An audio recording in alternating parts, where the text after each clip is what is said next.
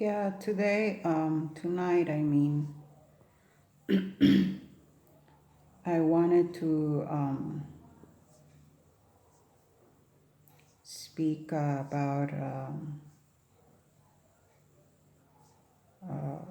subject, and it's pride. When there is pride in our lives, we bring curses upon our lives. We bring curses. Uh, Pride is not from God. Pride is from the devil. The reason why Eve uh, fell was because pride crept into her heart. The serpent convinced her to take the fruit and told her, "Oh, God told you not to take of this fruit, of this tree. It must have been for a reason. But if you take this fruit, you're going to be like him. You're going to be like God." And so maybe he told you not to take it because he doesn't want you to be like him. And so, because that's what he did, he fell from the throne of God because pride crept into his heart. He was an angel of light, but pride crept into his heart and he disobeyed God. And so God kicked him out of heaven because he was being proudful.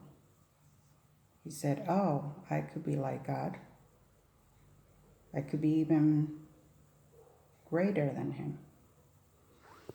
And so I think pride, excuse me, is the first sin, is the first problem that we have in humanity, that we have to ask God to deal with it.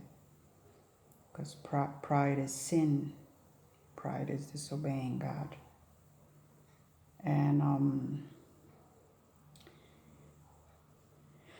And so Eve fell for it, and she convinced her husband to take of that fruit.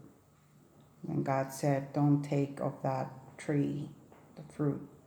They had they have a bunch of trees to take it from, but they wanted to take from that tree.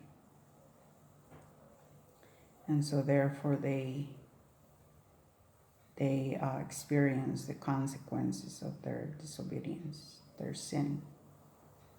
So I'm asking God to deal with that in my life, with pride, if there's pride in my heart, to deal with that. And because pride brings lots of pain into our lives. It destroys families. It destroys jobs. Your job. It destroys you health-wise. Because pride is sin, and sin destroys mankind, destroys people.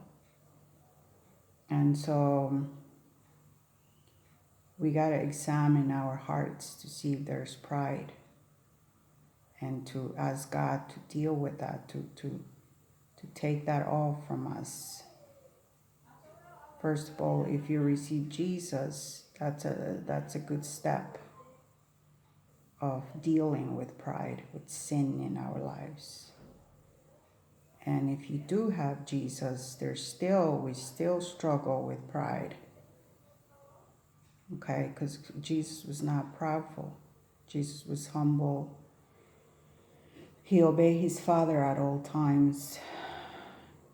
He never took credit for anything on his own. He always said, "It's what my Father says for me to do, I will do." He walked humbly.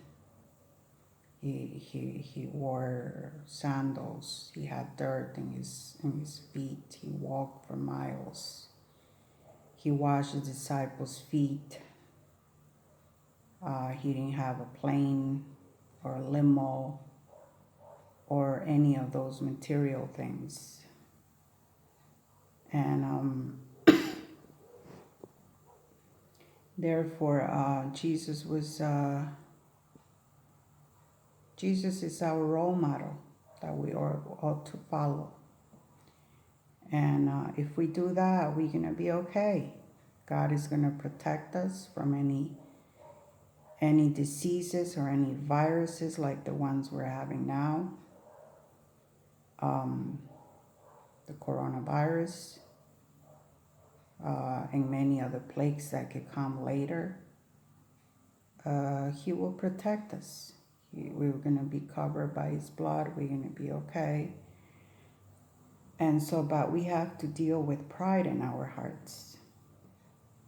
Pride is not from God, it's from the devil. The devil wants you to be proud. And sometimes we do good things because we want to get something out of it. We don't do it from the heart.